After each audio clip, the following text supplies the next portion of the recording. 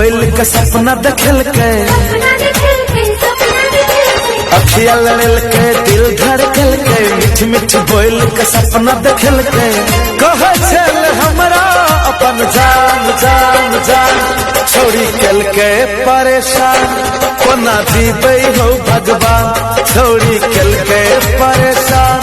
कोना जीवे हो भगवान। मम्मी डैडी सबटा बात बुझल कई मिली है न ओकरा से हमारा कहल कई मुश्किल में छई हमर जान जान जान छड़ा करई छई हरान कोना जीवै हो भगवान छड़ा करई छई हरान कोना जीवै हो भगवान।